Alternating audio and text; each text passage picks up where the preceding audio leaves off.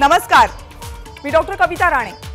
OBC आरक्षण अनुसूचित जाती आणि अनुसूचित जमातींव्यतिरिक्त देशभरातल्या इतर मागासवर्गीयांना सुद्धा आपली सर्वंकष प्रगती साधता यावी या हेतूने मंडल आयोगाचा अहवाल 90च्या दशकात आपल्या देशामध्ये लागू केला गेला आणि अवघ्या देशाच्या राजकारणाला वेगळीच कलाटणी मिळाली। मंडल आयोगाच्या स्थापनेपासूनच ओबीसी आरक्षण हे कायमच या नाहीतर त्या कारणाने न्यायालयाच्या पायऱ्या चढत राहिलं। कधी आरक्षण घटनाबाह्य आहे म्हणून, कधी ते शिक्षणाची गुणवत्ता कमी करणार आहे म्हणून, तर कधी हे आरक्षण एकूण आरक्षणाची देशातली मर्यादा ओलांडते म्हणून। सध्या ओबीसी आरक्षण प्रामुख्याने महाराष्ट्रातलं ओबीसी आरक्षण पुन्हा एकदा कायद्याच्या कचाट्यात सापडलंय आणि यावेळेस मुद्दा आहे तो ओबीसींच्या राजकीय आरक्षणाचा। महाराष्ट्रामध्ये स्थानिक स्वराज्य संस्थांमध्ये ओबीसींना 27% आरक्षण लागू केलं गेलं, पण आदिवासी आणि अनुसूचित जमाती बहुल असलेल्या जिल्ह्यांमध्ये ओबीसी आरक्षणाच्या अंमलबजावणीमुळे 50%ची मर्यादा ओलांडली गेली आणि मग महाराष्ट्रातल्या ओबीसींचं राजकीय आरक्षण कायद्याच्या कचाट्यात आलं। एम्पिरिकल डेटा हे आरक्षण वाचवण्याचा सध्या तरी फक्त एक मार्ग दिसतोय, पण या मार्गावरून राज्यामध्ये सध्या जोरदार राजकीय घमासान सुरू आहे। आता या सगळ्या परिस्थितीमध्ये ओबीसींचं राजकीय आरक्षण खरंच टिकवता येईल का? कायद्याच्या कसोटीवर जर हे आरक्षण उतरवायचं असेल तर नेमकं काय करायला हवं? एम्पिरिकल डेटा कुणी गोळा करायचा यावरून केंद्र आणि राज्य असा फक्त वाद न घालता काही मध्यम मार्ग काढता येईल का? आणि हे आरक्षण जर टिकवायचं असेल तर पळवाटा शोधण्यापेक्षा काही ठोस उपाय शोधता येईल का? असे अनेक प्रश्न सध्या उपस्थित होत आहेत आणि या सगळ्या प्रश्नांवर चर्चा करण्यासाठी आज एबीपी माझानं भरवली आहे खास परिषद, ओबीसी परिषद। आणि याच ओबीसी परिषदेमध्ये सहभागी होत आहेत भाजपचे नेते चंद्रशेखर बावनकुळे आपल्या सोबत आहेत नागपूरवरून, प्राध्यापक हरी नरके जे ओबीसी आरक्षणाचे अभ्यासक म्हणून ओळखले जातात पुण्याहून आपल्या सोबत आहेत, श्रावण देवरे आहेत ओबीसी आरक्षणाचे अभ्यासक नाशिकहून आपल्या सोबत आहेत, आणि ओबीसी जनमोर्चाचे अध्यक्ष प्रकाश शेंडगे हे सुद्धा आपल्या सोबत आहेत। याशिवाय ओबीसी आरक्षणाच्या संदर्भात याचिका करणारे विकास गवळी हे सुद्धा या परिषदेमध्ये सहभागी होत आहेत। आणि आता या सगळ्या मान्यवरांचं मी या ओबीसी परिषदेमध्ये स्वागत करते। ओबीसी आरक्षणाचा राज्यामधला हा सगळा गुंता बघितल्यानंतर सगळ्यात पहिला प्रश्न निर्माण होतोय तो म्हणजे आता जर हे आरक्षण टिकवायचं असेल राज्य सरकारला, ओबीसी समूहाला, तर नेमका मार्ग काय आहे आणि तो कधीपर्यंत आपल्याला या सगळ्यातनं आपली सुटका करून घेता येईल? हा पहिला प्रश्न आहे जो मला श्रावण देवरे यांना विचारायचा आहे। श्रावणजी,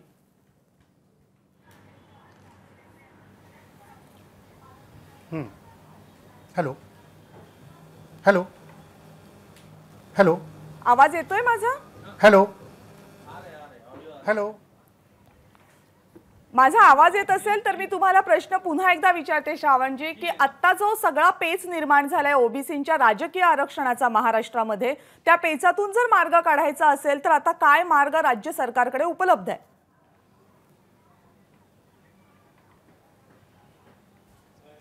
नाही, सर्व राज्य सरकार मधले जे पक्ष आहेत आणि विरोधी पक्ष सुद्धा, म्हणजे सत्ताधारी पक्ष आणि विरोधी पक्ष सुद्धा, या सगळ्यांनी एक गोष्ट ठरवून घेतली आहे की हे ओबीसीचं राजकीय आरक्षण कायमचं खतम करायचं। त्याच्यामुळेच फडणवीस साहेब केंद्राकडून इम्पिरिकल डेटा आणत नाहीत आणि त्याच्यामुळेच उद्धव ठाकरे सरकार किंवा राष्ट्रवादी काँग्रेसचे अजित पवार यांनी ठरवून घेतलंय की इम्पिरिकल डेटा गोळा करण्यासाठी राज्य मागासवर्गीय आयोगाला पैसे द्यायचे नाही, म्हणजे इम्पिरिकल डेटा गोळा होतच नाही आणि निवडणुकांमध्ये ओबीसींना आरक्षण मिळतच नाही। आणि ठरल्याप्रमाणे सुप्रीम कोर्टाने लगेच निकाल दिला आणि विदाऊट ओबीसी आरक्षण 5 जिल्हा परिषदांच्या निवडणुका झाल्यात।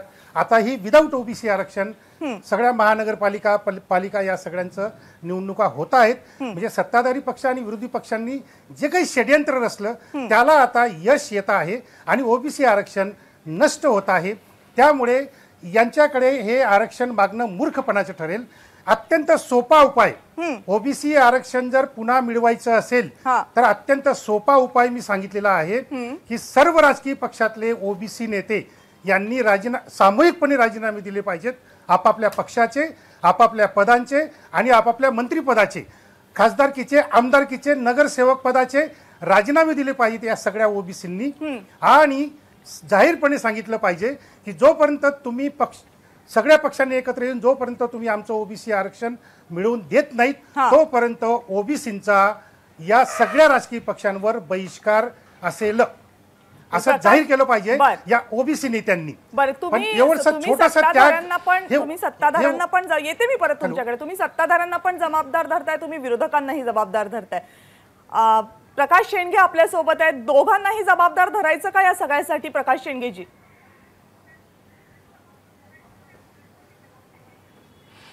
नाही, नक्कीच हे जे ह्या ज्या आरक्षणाची वाताहत झालेली आहे, ऍक्च्युली हा जो पेच निर्माण झालेला आहे आता झालेला नाही आहे, हा 2010 पासूनचा पेच निर्माण झालेला आहे.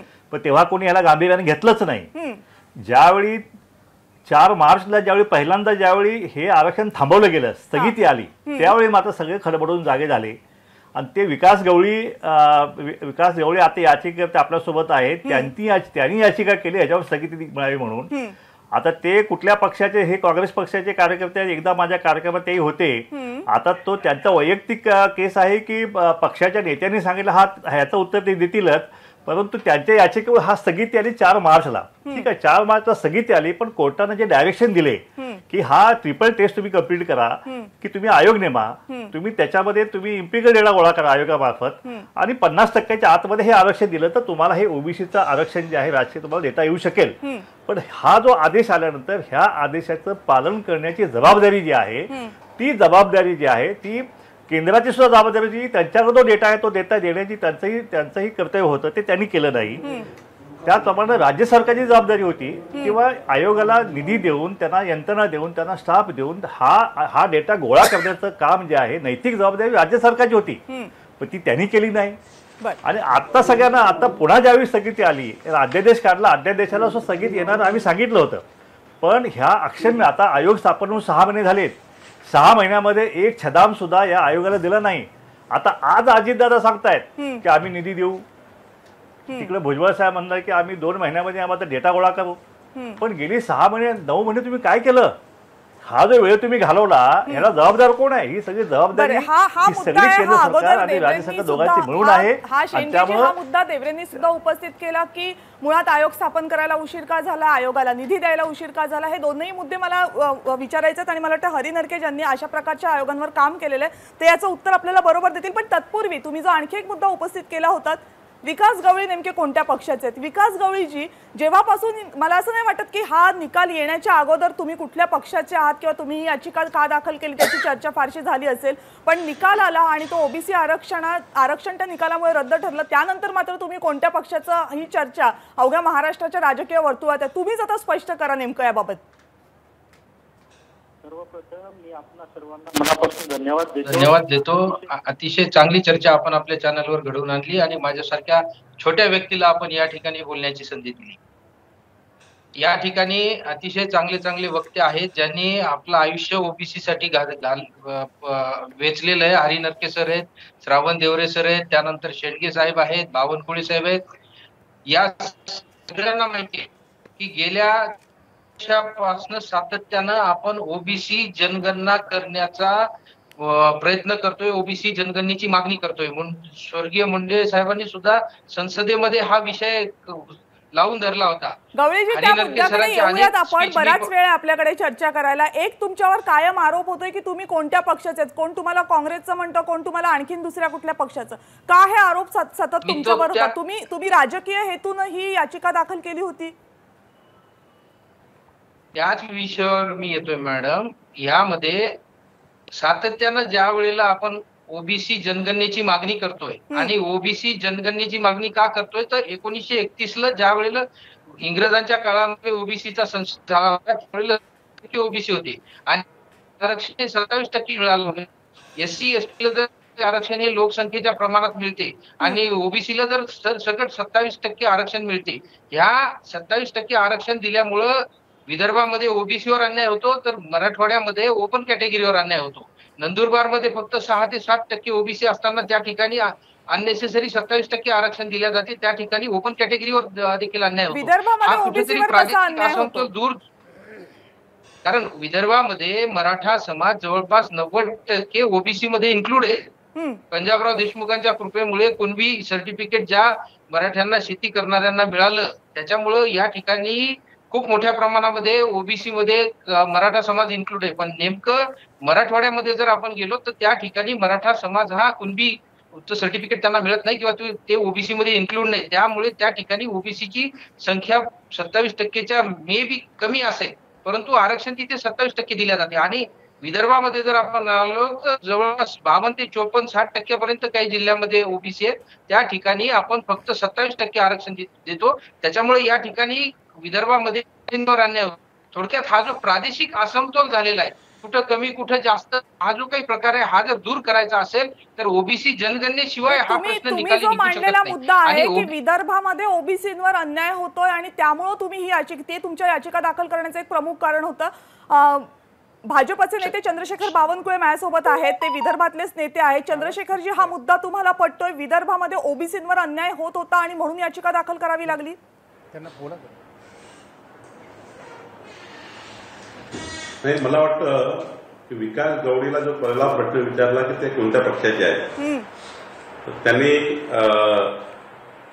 त्यांना ते सर्व महाराष्ट्रालाच माहिती आहे की ते काँग्रेस पक्षाचे नेते आहेत. आता प्रश्न राहिला ओबीसीवर अन्यायाचा. देवेंद्र फडणवीस सरकारच्या काळात मी मंत्री असताना मी स्वतः या केसमध्ये संपूर्ण काम केलं आहे. आणि हा जो घटनाक्रम आहे, हा घटनाक्रम जर मांडला तर विस्तृत आहे, पण मला एवढंच सांगायचं आहे 4 मार्च 2021 सुप्रीम कोर्टाने जो आदेश दिला तो आदेश इतका क्लिअर होता की ट्रिपल टेस्ट करून ओबीसीला आरक्षण द्या, ओबीसी आयोग तयार करा, ट्रिपल टेस्ट. चंद्रशेखरजी, मला वाटतं त्या मुद्द्यावर आपल्याला स्वतंत्र चर्चा करायची, इम्पेरिकल डेटा नाही. त्या मुद्दा, मला पहिला मुद्दा सांगा की विदर्भामध्ये ओबीसींवर अन्याय होतोय, या आरक्षणामुळे अन्याय होत होता आणि म्हणून याची याचिका दाखल करते, हे तुम्हाला पटतंय का? नाही, असं नाही आहे. संपूर्ण महाराष्ट्राच्याच ओबीसी समाजावर या निकालामुळे अन्याय झाला आहे. नाही, निकालामुळे अन्याय नाही होत आहे. निकालामुळे चंद्रशेखरजी, नाही, बहुधा तुम्ही विकास गवळींचं म्हणणं ऐकलेलं नाहीये. विकास गवळींचं म्हणणं होतं की ओबीसींवर अन्याय होतो या आरक्षणामुळे आणि म्हणून मला जावं लागलं, आणि ओबीसींमध्ये मराठ्यांना बहुतांश जणांना आरक्षण मिळालेलं, असा त्यांचा मुद्दा आहे, जो गंभीर मुद्दा वाटतोय मला.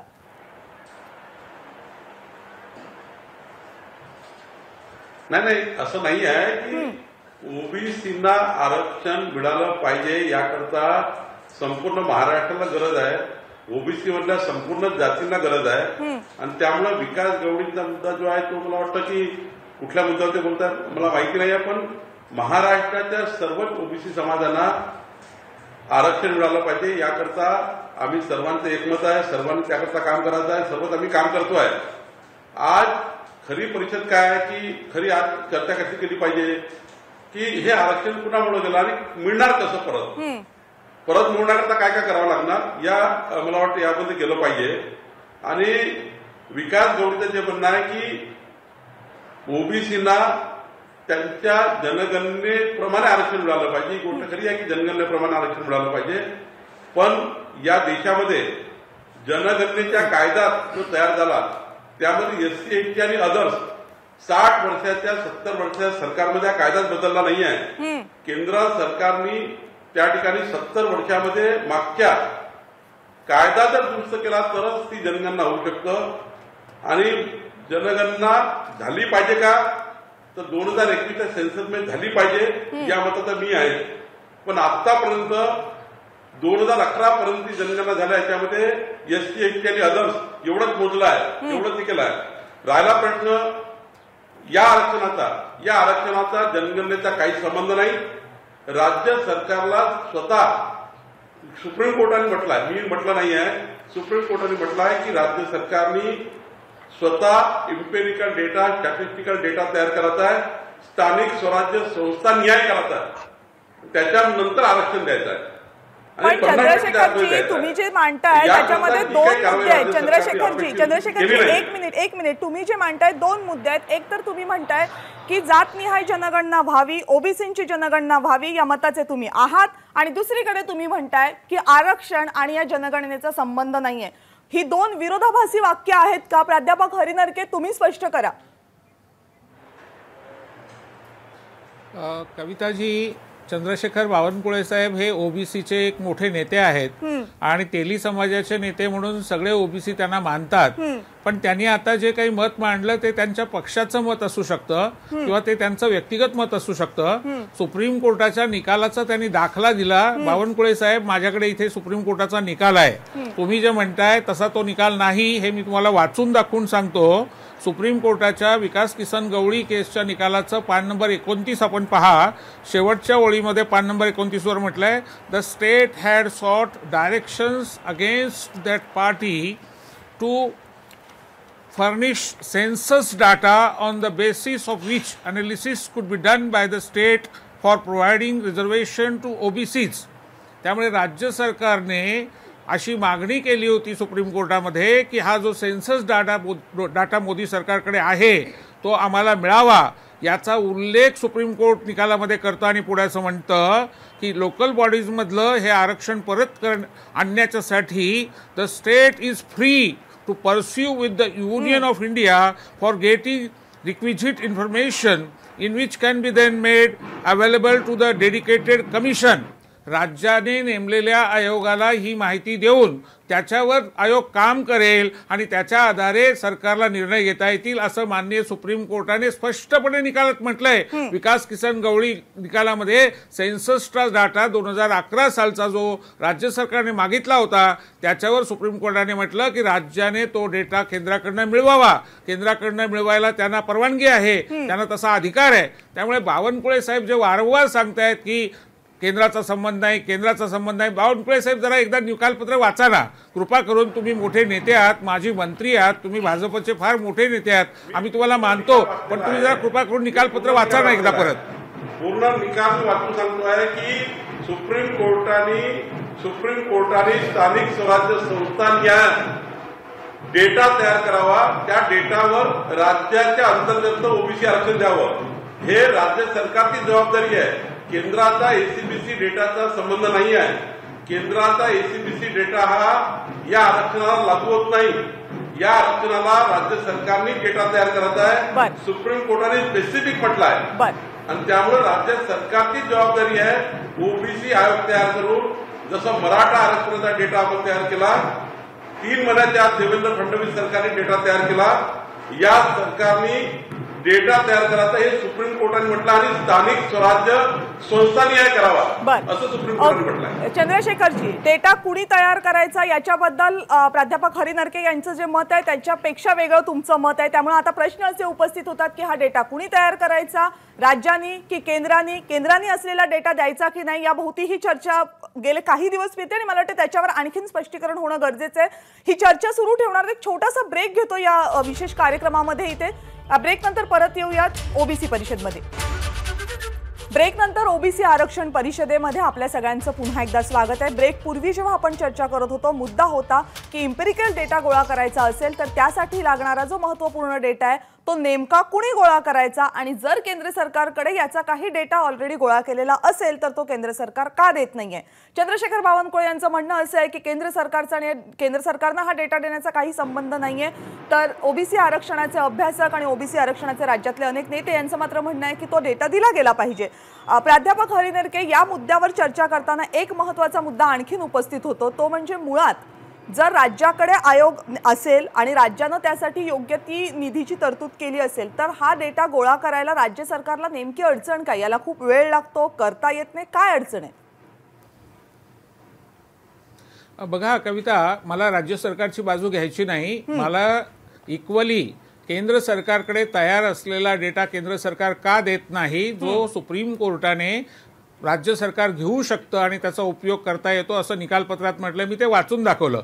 बावनकुळे साहेबांना मी धन्यवाद देतो की मी निकालातलं वाचून दाखवतोय पण ते त्याच्याकडे लक्ष न देता मी वाचलाय असं धादांतपणे बोलतायत. ही सराईतपणे खोटं बोलण्यासाठी प्रशिक्षित केलेली माणसं आहेत असा मी आरोप करतो. कारण मी निकाल वाचून दाखवतोय आणि तरी हे महाभाग म्हणतायत की त्याचा संबंध नाही. मी निषेध करतो बावनकुळेंचा. एक दुसरं असं आहे की राज्य सरकारने हा डेटा जमवला पाहिजे, हे बरोबर आहे. राज्य सरकारने त्या संबंधामध्ये वेळ वाया घालवला हेही खरं आहे, आणि राज्य सरकार आपल्या कामामध्ये कमी पडलं हे मी मान्यच करतो. हे मी जाहीरपणे त्या संबंधामध्ये बोलताना आणि लिहिताना कबूल केलेलं आहे. पुढचा मुद्दा आहे की केंद्र सरकारने जनगणना 2020-21ची जी आहे ती 2 वर्ष झालं केलेली नाही, कारण करोना आहे.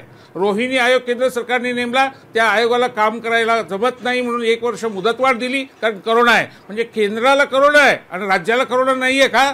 राज्याला कोरोनामध्ये कामं करण्यामध्ये अडचणी आहेत हे बावनकुळेंना दिसत नाहीये, त्यांना फक्त केंद्राच्या अडचणी दिसत आहेत. याचा अर्थ हे पोपट आहेत केंद्राचे. आम्ही ना केंद्राच्या बाजूने आहोत ना राज्याच्या बाजूने आहोत, आम्ही ओबीसीच्या बाजूने आहोत. आणि म्हणून केंद्राने जसा डेटा दिलाच पाहिजे आणि 5,000 कोटी रुपये खर्च झालेले आहेत त्याच्यासाठी, आणि राज्याने पण जमा केला पाहिजे. चंद्रशेखर बावनकुळे यांच्यावर आरोप करणार आहे की त्यांनी वाचलेलंच नाही निकालपत्र आणि ते जे भूमिका मांडतात ती चुकीची आहे, खोटी आहे असं तुम्ही म्हणता. आणि दुसरा मुद्दा म्हणताय तुम्ही जो खूप महत्त्वाचं आहे की जर केंद्र सरकारला डेटा मिळवण्यामध्ये अडचणी असतील कोरोना आणि इतर गोष्टींमुळे, तर मग राज्य सरकारनं तो मिळवावा अशी अपेक्षा केंद्र सरकार का करते? वारंवार भाजपचे नेते केंद्र सरकार असं का म्हणते की हे राज्यांचीच जबाबदारी आणि त्यांनी ते वेळेमध्ये करेल?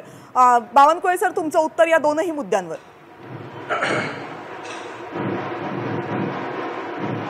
सर्वात पहिले हरी नरके साहेबांना हे लक्षात घेतलं पाहिजे की सुप्रीम कोर्टाने जो ओबीसीच्या राजकीय आरक्षणाचा निकाल देताना म्हटलं आहे की राजकीय मागासलेपण त्या ठिकाणी सिद्ध करा, त्या ठिकाणी अभ्यास करा. राजकीय मागासलेपणाचा सुद्धा तुम्हाला ट्रिपल टेस्टमध्ये राजकीय मागासलेपणाचा अभ्यास करावा लागेल.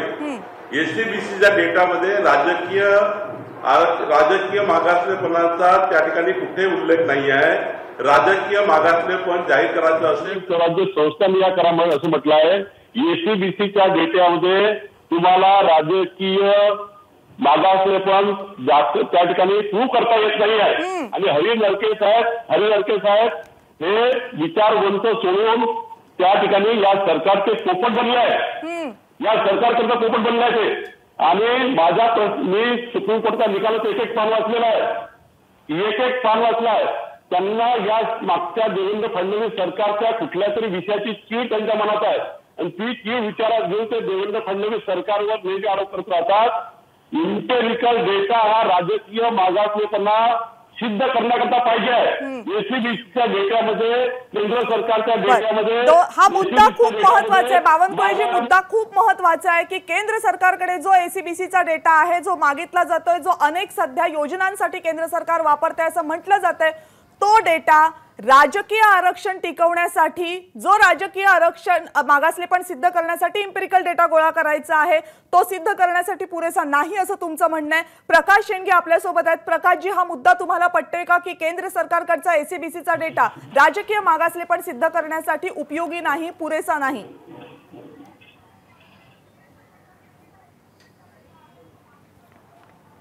याच्यामध्ये असं आहे की आता हरी नरके सरांनी ज्या सुप्रीम कोर्टच्या आदेशाचा उल्लेख केला की state government may pursue with the central government for getting the data which is available with them, पण that was only it was only express, त्यांचं एक मत व्यक्त केलं. पण व्हॉट इज द ऑर्डर काय आहे, सुप्रीम कोर्टाचा आदेश काय आहे तो महत्वाचा आहे. सुप्रीम कोर्टाचा आदेश असा आहे की तुम्ही ट्रिपल टेस्ट कंप्लीट करा, तुम्ही आयोग नेमा, बरोबर, आणि 50% आतमध्ये तुम्ही आरक्षण ठेवा. हा क्लिअर कट मॅन्डेट जो आहे तो त्यांनी राज्य सरकारला दिला होता. केंद्राकडनं डेटा घेणं हा वेगळा मुद्दा सुप्रीम कोर्टाने केला की तुम्ही घेऊ शकता जर तुमच्याकडे डेटा असेल तर. पण जर केंद्राकडे डेटा नसेल तर मग काय? आणि केंद्र सरकार हा डेटा त्यांनी अफिडेव्हिट दिला 2-3 वेळा की आमच्याकडे जो डेटा आहे तो चुकीचा आहे, असं डेटा चुकीचा आहे अशा प्रकारचं अफिडेव्हिट जे आहे ते केंद्राने दिलेलं आहे. त्यामुळं तुम्ही केंद्राने दिला नाही, केंद्राला म्हणून म्हणजे 9 महिने घालवले काय, त्याची जबाबदारी कोणाची आहे? शेवटी हे जे भोगावं लागलं, भोग जे आहे ते ओबीसीला भोगावं लागले ना समाजाला. मला मान्य आहे भुजबळ साहेबांनी फार मोठा प्रयत्न केला केंद्रातून डेटा मिळवायचा, परंतु इथं जे स्टेट गव्हर्नमेंट जे करायला पाहिजे होतं ते का नाही केलं हा माझा प्रश्न आहे. आता तुम्ही आता म्हणता की आम्ही 2 महिन्यामध्ये आम्ही करतो, आता म्हणतात की आम्ही तुम्हाला निधी देतो. आता केंद्राचं म्हणजे जो आयोग नेमला, आयोगाचे सदस्य सुद्धा राजीनामा द्यायला लागले. आज एका सदस्याने सांगितलं की मी सुद्धा राजीनामा देणार आहे म्हणून. औरंगाबादचे एक सदस्य आहे ते, आणखी एका सदस्याने ऑलरेडी राजीनामा दिलेला आहे. आयोगाचे अध्यक्ष सुट्टीवर गेलेले आहेत. पण इतकी वाईट अवस्था जी आहे ती या आयोगाची कधी झालेली ह्या इतिहासाने कधी पाहिलेली नाही. मागासवर्गीय आयोग डिफॅक्ट झाला आणि ते करण्याचं पाप जे आहे ते या राज्य सरकारचं आहे. म्हणून मी वारंवार सांगत होतो की तुम्ही निधी द्या. ठीक आहे, तुम्हाला 435 कोटी मान्य नव्हते, तुम्ही 100 कोटी द्यायचे होते ना, काम सुरू करायचं होतं, तुम्ही एक छदाम दिला नाही. आणि आता ज्यावेळी 21 डिसेंबरला ह्या निवडणुका लागलेल्या आहेत त्या स्थगित झाल्या, तर आता म्हणतायत की अजितदादा आज म्हणतायत. अहो ज्यावेळी सारथीचे ज्यावेळी संभाजी पवार ज्यावेळी आपले संभाजीराजे ज्यावेळी भेटले अजितदादांना 1000 कोटी सारथीला एका झटक्यात दिले म्हणून सांगितलं. ह्याच्यापेक्षा आणखीन काय लागलं तेही आम्ही देतो. पण हे 435 कोटी दिले असतं तर असं काय मोठं दिवाळ राज्य सरकार निघालं असतं की जेणेकरून तुम्ही 9 महिने घालवले. आता गेल्या जी याचिका जी दाखल केली त्याच्यामध्ये तुम्ही वकील काय दिले, जी आता परवा जो स्थगित दिली त्यावेळी त्यांचा एकदम ज्युनियर लेवलचा सरकारी वकील काळा कोट घालून तिथे उभा होता आणि त्याला त्याचं कसं कोर्ट ऐकून घेईल. का नाही कपिल सिब्बल दिले, का नाही रफिक दादा दिले, हे सगळे मोठे वकील तुम्ही का नाही दिले ह्याचा प्रश्न उत्तर सरकारने द्यावं ना. मराठा आरक्षणाच्या बाबतीत तुम्ही एक एक हत्तीसारखे वकील तुम्ही देताय आणि इथं ओबीसीचं राजकीय आरक्षण टिकवायला तुमच्याकडे वकील म्हणत नाही, तुमच्याकडे पैसे नाही आहेत. अरे तुमच्याकडे पैसे आम्हाला सांगा ना, आम्ही भीक मागून आम्ही वकील उभा करतो ना, पण तुम्ही आम्हाला सांगा तरी खरं. हे ओबीसी कल्याण मंत्र्याची जबाबदारी आहे. तुमचे दोनही मुद्दे खूप महत्वाचे आहेत आणि सगळ्यात महत्वाचा जो आरोप तुम्ही राज्य सरकारवर करताय की राज्य सरकार कमी पडतंय का ओबीसींचं आरक्षण टिकवण्यासाठी, आणि त्याही पुढे जाऊन तुमचे जे मुद्दे मांडले त्यातनं हेही प्रतीत होतंय की राज्य सरकार अनुत्सुक आहे ओबीसी आरक्षण कोर्टामध्ये टिकवण्यासाठी. आपल्यासोबत श्रावण देवरे आहेत. श्रावणजी, 2 महत्वाचे मुद्दे आहेत ज्याच्याबद्दल मला तुमच्याकडनं स्पष्टीकरण किंवा तुमचं मत हवंय. पहिलं, केंद्र सरकारकडे असलेला एसीबीसीचा डेटा हा ओबीसींचं राजकीय आरक्षण टिकवण्यासाठी अजिबात उपयोगी नाही असं चंद्रशेखर बावनकुळेंचं म्हणणं आहे, ते एक. आणि दुसरं, राज्य सरकारची अनुत्सुकता.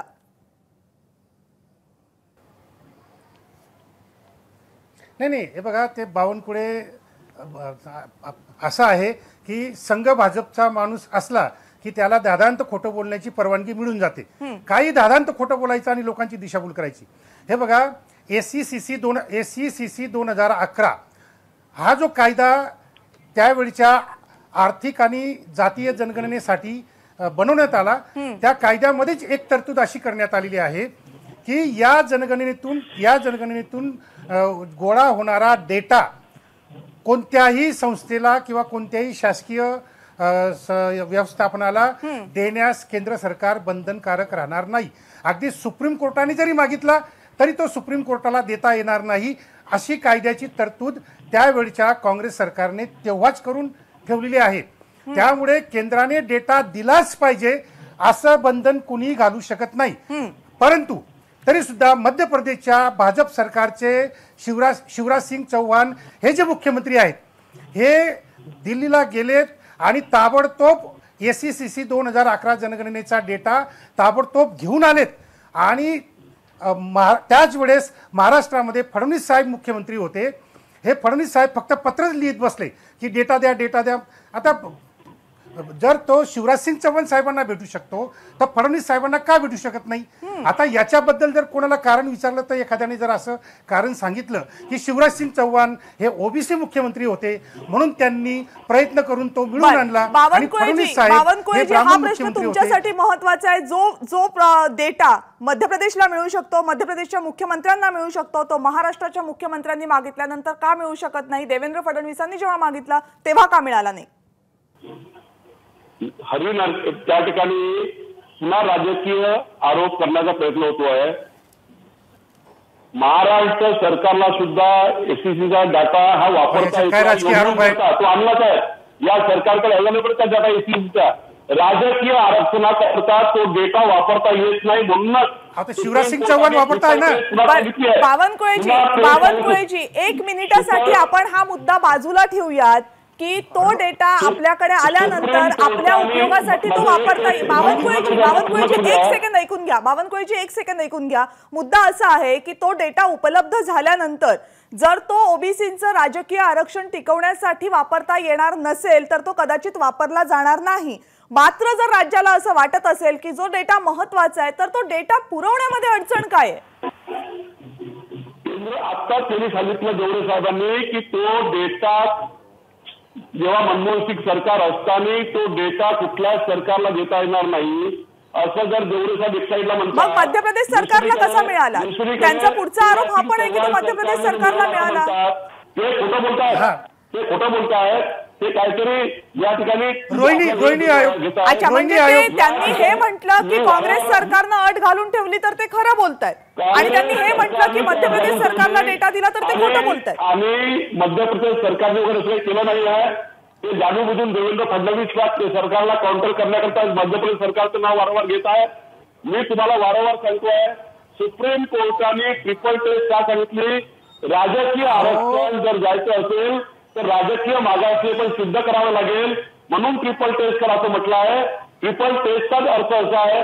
मग सुप्रीम कोर्टाने triple test Chandrashekhar ji triple test काय आहे आणि त्याची काय गरज आहे हे आता अवघ्या महाराष्ट्राला ना गेल्या काही महिन्यांमध्ये पाठ झालेला आहे. मुद्दा एवढाच होता की केंद्र सरकारला जर असं वाटत असेल की तो डेटा उपयोगाचा नाहीये राजकीय आरक्षण टिकवण्यासाठी, आणि राज्य सरकारला वाटते की तो आहे, मुद्दा आहे की तो डेटा देण्यात अडचण काय, या प्रश्नाचं कुठलंही स्पष्ट उत्तर अजून तरी तुम्ही देत नाही आहात.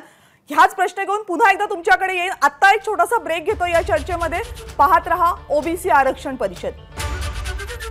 ब्रेक नंतर ओबीसी आरक्षण परिषदेमध्ये आपल्या सगळ्यांचं पुन्हा एकदा स्वागत. ब्रेक पूर्वी चर्चा करत होतो. भाजपचे नेते चंद्रशेखर बावनकुळे यांचं म्हणणं आहे की केंद्र सरकारकडे असलेला आर्थिक सामाजिक सर्वेक्षण एससीसीचा जो अहवाल आहे, जो डेटा आहे, तो डेटा हा राज्य सरकारसाठी उपयोगाचा नाहीये, कारण तो डेटा राजकीय मागासलेपण ओबीसी समाजाचं सिद्ध करू शकणारा नाहीये. मुद्दा असा आहे, ज्या प्रश्नाचं उत्तर बावनकुळेंनी मगाशी दिलं नाही तो प्रश्न मी पुन्हा विचारतेय. तो डेटा वापरता येईल की नाही त्या विशिष्ट कार्यासाठी, त्या विशिष्ट गरजेसाठी, हा भाग वेगळा. पण राज्य सरकार जर डेटा मागत असेल तर डेटा द्यायला नेमकी केंद्र सरकारला अडचण काय आहे? मी आधीच सांगितलं की राज्य सरकारने जो डेटा मागितला होता त्यात मी स्वतः होतो. त्यामध्ये मोठ्या प्रमाणावर चुका आहेत. नुसत्या महाराष्ट्रात 80 लाख चुका आहेत डेटामध्ये. संपूर्ण राज्यामध्ये 1,12,00,000 चुका आहेत. हे केंद्र सरकारने डिक्लेअर केला तेव्हा मनमोहन सिंग सरकार असताना. 1,12,00,000 चुका असलेला डेटा हा कसा काय तुम्ही वापरू शकाल कुठल्या योजनेकरता किंवा कुठल्या राजकीय आरक्षणाकरता? महाराष्ट्रामध्ये 69 लाख चुका झाल्या आहेत. हे पृथ्वीराज चव्हाण मुख्यमंत्री असताना, केंद्रात मनमोहन सिंग सरकार असताना पत्र आलं आहे महाराष्ट्र सरकारला की बाबा तुमच्या डेटा तयार करताना 69 लाख चुका झाल्या आहेत. हे केंद्र सरकारने राज्य सरकारला मनमोहन सिंग सरकारच्या काळातच पत्र पाठवलेलं आहे. तो डेटा संपूर्ण चुकलेला आहे, म्हणून केंद्र सरकार तो डेटा देत नाही आहे. मध्य प्रदेशला सुद्धा डेटा दिला नाही आहे. चंद्रशेखर बावनकुळेजी, जर तुमचा हा मुद्दा मान्य केला तर तुम्ही आता अवघ्या महाराष्ट्रासमोर हे मान्य करता का की त्या डेटामध्ये इतक्या चुका असल्यामुळे सरकारनं, केंद्र सरकारनं हा डेटा अधिकृतपणे कोणत्याही कामासाठी वापरलेला नाही आतापर्यंत, हे तुम्ही अधिकृतपणे सांगता का भाजपचे नेते म्हणून? 69 लाख चुका असलेला डेटा 69 लाख दिला की केंद्र सरकारने 69 लाख चुका असलेला डेटा राज्य सरकारला केंद्र सरकारने दिला नाही. आणि राज्य सरकारने बावनकुळेजी, तुम्ही माझा प्रश्न टाळताय. मी प्रश्न पुन्हा विचारते. जर त्या डेटामध्ये इतक्या चुका असतील तर केंद्र सरकारनं तो डेटा अजिबात कुठल्याही कार्यासाठी, मग तो कायदा असो, ती योजना असो, ते डेटा कलेक्शन असो, कशासाठीही आतापर्यंत वापरलेला नाही असं तुम्ही ठामपणे सांगू शकता का अधिकृतपणे? मी तुम्हाला सांगतो आहे की तो डेटा राजकीय आरक्षणाकरता वापरला जाऊ शकत नाही, कारण त्यामध्ये 69 लाख चुका आहे. त्या ऑलरेडी केंद्र सरकारने स्पष्ट झालंय बावनकुळेजी की तुम्ही माझा प्रश्न टाळताय, तुम्ही त्या प्रश्नाचं उत्तर देऊ इच्छित नाही आहात. प्रश्न मी 2 वेळा तुम्हाला विचारला, तुम्ही प्रश्नाचं उत्तर देऊ इच्छित नाही, ते स्पष्ट दिसतंय. प्रकाश शेंडगे माझ्यासोबत आहेत. प्रकाश शेंडगे, सगळी चर्चा तुम्ही ऐकली, तुम्हाला पटतंय बावनकुळेजी म्हणतात? आपण उत्तर देऊच देत नाही आहे. मला फक्त हो की नाही मध्ये बावनकुळेजी सांगा ना मग, की केंद्रानं वापरलंय की नाही वापरलंय? मी तुम्हाला त्या ठिकाणी सांगतोय की केंद्र सरकारने राज्य सरकारला हा डेटा चुकलेला आहे, कळवलेला आहे. मान्य आहे, मान्य आहे, कोणीच अमान्य करत नाहीये. राज्य सरकारला सांगितलं आणि आज राज्याच्या उपमुख्यमंत्र्यांनी त्याची ग्वाही दिली. आज सकाळीच त्यांनी सांगितलं की केंद्राने असं कळवलेलं आहे म्हणून. माझा मुद्दा एवढाच आहे की इतक्या चुका आहेत म्हणून तुम्ही राज्य सरकारला या कारणाशिवाय देत नसाल तर मग केंद्र सरकारकडे तो डेटा असताना केंद्र सरकारनं सुद्धा तो वापरला कामा नये. मग तुम्ही असं म्हणताय का की केंद्र सरकारनं कुठल्याच कामासाठी तो वापरलेला नाहीये, कुठेही त्या डेटाचा रेफरन्स मिळत नाहीये असं म्हणायचं का अधिकृतपणे? आपण राजकीय आरक्षणाच्या चर्चेकरता एक्झॅक्टली. मग तुम्ही म्हणता मी तुम्हाला उत्तर द्यायला वेळ देत नाहीये, तुम्ही उत्तर टाळताय. प्रकाश शेंडेंकडे जाते मी. प्रकाश शेंडे राजकीय आरक्षणाची चर्चा करतोय, आपण प्रश्न डायव्हर्ट करताय. मुळीच नाही, प्रश्न डायव्हर्ट होत नाहीये. चंद्रशेखरजी, मला वाटतं आपली या मुद्द्यावरची चर्चा झाली, याच्यावरचं उत्तर मी प्रकाश शेंडेंकडनं घेतेय. प्रकाश शेंडेजी.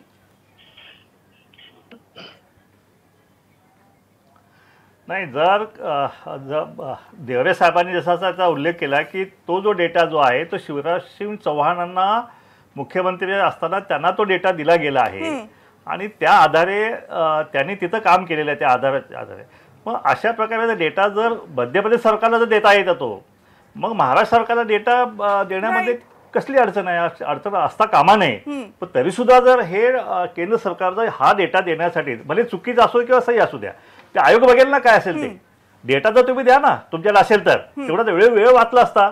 आता तो डेटा न दिल्यामुळं राज्य सरकारला तर निमित्त सापडलं की केंद्र सरकार डेटा देत नाहीये म्हणून हे ओबीसीचं आरक्षण धोक्यात आलेलं आहे. शेंडगे सर, याच्यामध्ये आणखीन गंमत बघा कशी आहे. याच्यामध्ये आणखीन गंमत ही आहे की यांना ऑलरेडी ज्या डेटामध्ये 76 लाख चुका आहेत, जो डेटा वापरता येणार नाही हे चंद्रशेखर बावनकुळे आपल्याला सांगतात, ते तेवढ्याच ठामपणे सांगतायत की तो राजकीय आरक्षण सिद्ध करण्यासाठी वापरता येणार नाही. म्हणजे यांना माहिती आहे डेटा नेमका काय आहे तो. नाही, 70 लाख चुका ज्या आहे तो डेटा जनगणनेचा आहे, तो सोशल इकॉनॉमिक सर्वेक्षण नाही असं अशी माझी माहिती आहे. आपण करेक्ट करा मला. आपण जो म्हणताय तो जनगणनेचा डेटा आहे. 1 कोटी चुका नाही त्याच्यामध्ये एवढ्या चुका नाही आहेत. ते ज्या चुका आहेत त्या जो जनगणना जो झालेली आहे त्याच्यामध्ये तो त्या चुका झालेल्या आहेत अशी माझी माहिती आहे. तो मुद्दा आज अजित पवार दुसरा एक विषय असा आहे की आज उपमुख्यमंत्र्यांनी तो मुद्दा सांगितला. तुम्ही मगाशी पण म्हणाला होता त्याच्यामध्ये आहेत चुका, पण केंद्र आत्ता जे सांगतायत आपल्याला चंद्रशेखर बावनकुळे, त्यांचं म्हणणं आहे की एसीसीच्या डेटामध्ये पण चुका आहेत म्हणून आम्ही तो देऊ शकत नाहीये. या दोनही मुद्द्यांवर मला मगापासून प्राध्यापक हरिनरके यांना बोलायचं आहे. हरिनरके सर, दुसरा एक महत्वाचा मुद्दा मला बोलायचा आहे. अध्यादेशाने चॅलेंज केले गेले हे तुम्ही सिद्ध केलं की बावनकुळे उत्तर टाळतायत आणि तुम्ही फार चांगला मुद्दा विसंगत काय आहे ते दाखवून दिला की एका बाजूला तुम्ही म्हणताय चुका आहे म्हणून देत नाही आणि दुसऱ्या बाजूला राजकीय मागासलेपणाचं त्याच्यामध्ये काही नाहीच आहे. म्हणजे तुम्ही दोन वेगवेगळी विधानं करताय आणि याच्यामधनच कळतंय की तुम्ही खोटं बोलताय.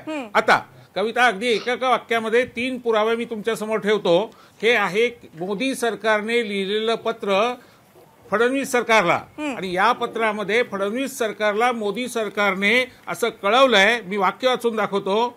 The registrar general of India vide their DO letter number 41/2017 series/census dated 12 June 2018 2018 रोजी हा निर्णय घेण्यात आला की हा डेटा द्यायचा नाही. 18 साली मोदी होते, 14 साली मोदी आले, 18 साली मोदी होते तेव्हा निर्णय झालाय. त्यामुळे बावनकुळे जे सांगतायत की मनमोहन सिंगांच्या काळात हा निर्णय झाला, बावनकुळे तुम्ही खोटं बोलतायत. त्याचं उत्तर मोदी सरकारचं पत्र आहे. मोदी सरकारने हे देवेंद्र फडणवीस सरकारला लिहिलंय. नंबर 1. नंबर 2, मला आपल्याला सांगायचं आहे की ती जी माहिती आहे ती 35 प्रकारची माहिती आहे. त्याचा जो फॉर्म तयार केला गेला होता सेक 2011चा, तो फॉर्म बनवण्यामध्ये मी स्वतः होतो. त्याच्यामध्ये शैक्षणिक मागासलेपणा, सामाजिक मागासलेपणा, रोजगाराविषयीचा मागासलेपणा, निवाऱ्याविषयीचा मागासलेपणा हा बॅकवर्डनेसचा डाटा आहे आणि त्यामुळे त्या चुका ज्या झालेल्या आहेत त्या दुरुस्त करण्यासाठी मोदी सरकारने अरविंद पनगारिया यांच्या अध्यक्षतेखाली समिती नेमली आणि मोदी सरकारने लोकसभेला असं उत्तर दिलंय की पनगारिया समितीवर 5 वर्षात आम्ही सभासदच नेमले नाहीत म्हणून त्या समितीची एकही बैठक झाली नाही. जे पंतप्रधान मोदी 18 तास काम करतात ते ओबीसी आहेत, पण त्यांना ओबीसी समितीवर सभासद नेमायला 5 वर्षात वेळच मिळाला नाही, त्यामुळे त्या दुरुस्त्या झाल्या नाहीत. आणि पुढचा आणि महत्वाचा मुद्दा, अतिशय महत्वाचा मुद्दा मला आपल्याला सांगायचा आहे की या माहितीचा उपयोग रोहिणी आयोगाने ओबीसींचे तुकडे पाडण्यासाठी केला. त्याच्यावर भाजपवाले म्हणतात की नाही, तर मी पुरावा देतो. रोहिणी आयोगाचे पहिले सदस्य श्री सुरेश जोशी हे रजिस्ट्रार जनरल ऑफ इंडिया म्हणजे सेन्सस कमिशनर आहेत, ज्यांच्या ताब्यात हा डेटा आहे. त्यामुळे त्यांच्या ताब्यात डेटा असताना त्यांना तुम्ही त्या आयोगावर नेमता. तो आयोग ओबीसींचे तुकडे करायची शिफारस करतो. म्हणजे ओबीसीचं नुकसान करायला तुम्ही डेटा वापरता, पण ओबीसीचं आरक्षण वाचवायला मात्र डेटा देत नाही. त्याचं कारण आहे आरक्षण मुक्त भारत हा भारतीय जनता पक्षाचा आणि राष्ट्रीय स्वयंसेवक संघाचा अजेंडा आहे. आणि आरक्षण जर जात असेल न्यायालयामधनं, न्यायालय काय म्हणतं, डेटा नाही तर आरक्षण नाही. म्हणजे तुम्ही डेटा देणार नाही तयार असलेला 5,000 रुपये खर्च झालेला आहे. कविता 5,000 रुपये देशाचे त्या डेटासाठी गेलेले आहेत. आणि ते काही मोदींची आरक्षण मुक्त भारताच्या दिशेनं पडलेलं हे पाऊल म्हणजे ओबीसी आरक्षण रद्द होणं सुप्रीम कोर्टात, असा आरोप केलाय भाजपवर. असं आहे, जाणीवपूर्वक या ठिकाणी चर्चेला आपण डायव्हर्ट करतोय, आपणही डायव्हर्ट करताय. माझं म्हणणं एवढंच आहे की आज प्रश्न आहे की ओबीसीचं राजकीय आरक्षण तातडीनं दिलं पाहिजे. हे कोणी केलं पाहिजे, तर सुप्रीम कोर्टाच्या निकालाप्रमाणे ट्रिपल टेस्ट करून राज्य सरकारने केलं पाहिजे. यावर आपण कुठलेच मुद्दे मांडत नाही आहे. आपण केंद्र मोदी 2014 मध्ये पत्र आला राज्य सरकारला. चंद्रशेखर बावनकुळेजी, मला अजिबात असं म्हणायचं नाहीये की राज्य सरकारने आयोग नेमायला उशीर केलाय, राज्य सरकारने आयोगाला निधी द्यायला उशीर केलाय, राज्य सरकारने नेमलेल्या आयोगातले अनेक सदस्य जे आहेत ते राज्य सरकारवर टीका करतायत. एबीपी माझानं त्यांची टीका गेल्या महिन्यांमध्ये अनेक वेळा दाखवलेली आहे. कुठेही मी असं म्हणत नाहीये की राज्य सरकार, मुद्दा असा आहे की हे जर सगळं आपल्याला पुढे न्यायचं असेल तर दोन्हीकडनं मदत लागणार आहे. कारण ओबीसी समाज हा कुणा एकट्या राज्य सरकारचा, कुणा एका केंद्र सरकारचा, कुणा एका भाजपचा, कुणा एका काँग्रेसचा, राष्ट्रवादीचा, शिवसेनेचा नाहीये, तो सगळ्यांचा आहे. कुणा एकाची मक्तेदारी नाहीये. जर तो समाज काहीतरी मागत असेल, जर त्या समाजाचं आरक्षण जात असेल आणि त्याच्यासाठी आपल्याला काहीतरी करायचं असेल तर तो मध्यम मार्ग आपल्याला काढला पाहिजे. आपण फक्त एकमेकांवर टीका करून चालणार नाही. त्यामुळे पुन्हा पुन्हा कृपया हा आरोप करू नका की तुम्ही डायव्हर्ट करताय, तुम्ही असं, तुम्ही आम्हाला, मी कुठल्याही पक्षाची नाही किंवा मी कुणाची भूमिका मांडत नाहीये. प्रश्न आपल्याला असा आहे की आपल्याला जर डेटा हवाय तर तो आपल्याला कुठून मिळवता येईल एवढाच मुद्दा आहे. आणि तो त्याच्यासाठी जेव्हा तुमच्यावर आरोप झाला मी तुमच्याचकडे स्पष्टीकरण मागितले. तो आरोप माझा नाहीये.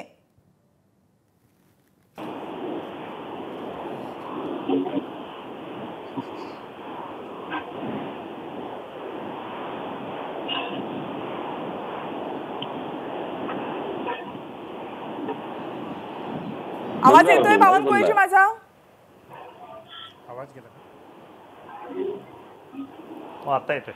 हा बोला बोला बावनकुळेजी. आता येतोय. मी वारंवार सांगतोय की आपला आरोप करत नाही आहे. चर्चा कसली आहे की महाराष्ट्रात जी परिस्थिती निर्माण झाली त्या परिस्थितीवर काय करायचं. बरोबर. आता एक मध्ये सबमिट करू द्या. 4 मार्च 2021 सुप्रीम कोर्टाने क्लिअर कट आदेश दिला, निकाल दिला आहे की राजकीय आरक्षण देण्याकरता काय करावं. बरोबर. का करत नाही आहे याच्याबद्दल चर्चा केली पाहिजे आपण. तुम्ही केंद्राच्या डेटाचा का संबंध आला, राज्य सरकारने 2 महिन्यात डेटा का तयार केला नाही, स्थानिक स्वराज्य संस्थांनी का तयार करत नाही. 2 महिन्याच्या आतमध्ये होऊ शकतं. भुजबळ आता म्हणतात 2 महिन्यात करतो. मग 4 मार्च 2021 पासून 9 महिने काय केलं. आरोप प्रत्यारोप नाही आहे. केंद्राचा डेटा हा विषय त्याचा नाही आहे. सुप्रीम कोर्टाच्या निकालमध्ये क्लिअर कट दिला आहे की राज्य सरकारने डेटा तयार करावा. केंद्राचा संबंधच नाही आहे आणि त्यामुळे ही चर्चा डायव्हर्ट होत आहे असा माझा आरोप आहे. बर, याच्यावर राज्य सरकारचं काय मत आहे हे थोड्याच वेळात राज्य सरकारचे प्रतिनिधी आपल्या सोबत असतील, त्यांच्याकडनं आपण जाणून घेणार आहोत. आणि एक छोटा ब्रेक घ्यायचा. तत्पूर्वी प्रकाश शेंडेंना मगापासून आपला एक मुद्दा पूर्ण करायचा आहे. मी त्यांना विनंती करते की अगदी थोडक्यात तुमचा मुद्दा प्लीज पूर्ण करा. प्रकाश शेंडेजी. नाही, सुरुवातीला मी जसं सांगितलं की विकास गवळी हे काँग्रेस पक्षाचे कार्यकर्ते आहेत काय, त्यांनी ती स्थगिती आणली. पण आता ज्या अध्यादेशाने हे आरक्षण टिकलं होतं तात्पुरतं का होईना, त्या अध्यादेशाला स्थगिती, त्या अध्यादेशाला स्टे आणण्याचं काम जे आहे ते करणारी याचिका जी आहे ती वाघ नावाच्या एका कार्यकर्त्यांनी केलेली आहे. हे वाघ कोण आहेत, कुठल्या पक्षाचे आहेत, हे भाजपचे आहेत, जळगावचे भाजपचे तालुका अध्यक्ष आहेत अशी माझी माहिती आहे. त्यामुळे एकीकडे भाजप स्थगिती आणते अध्यादेशावरती, दुसरीकडे काँग्रेस पक्ष स्थगिती आणते आरक्षणावरती. काय म्हणजे एकंदरीत हे आरक्षण जे आहे ह्या सत्ताधारी पक्ष आणि विरोधी पक्ष आणि केंद्रातले सत्ताधारी पक्ष यांच्या कुरघोड्यामध्ये जे आहेत ह्या ओबीसीच्या आरक्षणाचा सत्यानाश जो आहे या महाराष्ट्रामध्ये खेळखंडोबा झालेला आहे. आणि म्हणून माझी विनंती आहे सरकारला, दोन्ही सरकारला, की आपण जर ओबीसीचं हे आरक्षण टिकवलं नाही तर मग मात्र तुम्हाला ओबीसी हे रस्त्यावर फिरू देणार नाही. त्याचा जाब दोन्ही यांना द्यावा लागणार आहे. कारण आता वडेट्टीवारांचं मी अभिनंदन करेन की त्यांनी खुलेआमपणे काल पत्रकारांमध्ये सांगितलं की हे जे ओबीसीचे जे निधी आहेत ते वित्त विभाग म्हणजे अजितदादांचं खातं जे आहे ते अडवत आहे. काय मग असं जर असेल, जर ओबीसीचा निधी जर अजितदादा अडवणार असतील तर मग या राज्यामध्ये ओबीसीला न्याय मिळणार आहे की नाही? काय केंद्र देणार नाही, इकडे राज्य सुद्धा देणार नाहीये. मग ओबीसीने करायचं काय? म्हणजे राजकीय आई जेवायला घालेना आणि बाप भीक मागू देईना अशी मारामारीमध्ये हे आरक्षण गेले आणि आता ते आरक्षण परत मिळवायचं असेल तर एकत्रित प्रयत्न करण्याऐवजी पुन्हा एकदा राजकीय मारामारीत सुरू आहे, वादविवाद सुरू आहेत. पण जे प्रयत्न करायला हवेत ते मात्र कठोरपणे कुणी करताना दिसत नाही असा मुद्दा तुम्ही मांडलेला आहे. राज्य सरकारवर काही आरोप झालेले आहेत या सगळ्या चर्चेदरम्यान आणि राज्य सरकारचं या सगळ्या संदर्भामध्ये काय म्हणणं आहे किंवा राज्य सरकार नेमकं या सगळ्या संदर्भात काय करते हे आपण पाहणार आहोत या चर्चेच्या पुढच्या टप्प्यामध्ये. चर्चेच्या पुढच्या टप्प्यात विजय वडेट्टीवार कॅबिनेट मंत्री आपल्यासोबत असणार आहेत, ज्येष्ठ कायदेतज्ञ श्रीहरी राणे आपल्यासोबत असणार आहेत आणि भाजपचे आमदार गोपीचंद पडळकर सुद्धा चर्चेच्या पुढच्या टप्प्यामध्ये आपल्यासोबत असणार आहे. दरम्यान आत्ताच्या या टप्प्यामध्ये सगळे मान्यवर आपल्यासोबत आले, सगळ्यांनी आपली मतं व्यक्त केली, त्याबद्दल मी सगळ्यांचे आभार मानते. पण प्राध्यापक हरी नरके आणि श्रावण देवरे तुम्ही कुठेही जाऊ नका, कारण दुसऱ्या टप्प्यामध्ये सुद्धा तुम्ही आमच्या सोबत असणार आहात. या चर्चेत सहभागी झाल्यावर सगळ्या मान्यवरांचे पुन्हा एकदा मनपूर्वक आभार. पहिल्या टप्प्यामध्ये आता इथेच थांबतोय, थोड्याशा काही क्षणांची विश्रांती, लगेच भेटतोय पुन्हा एकदा ओबीसी आरक्षण परिषदेमध्ये.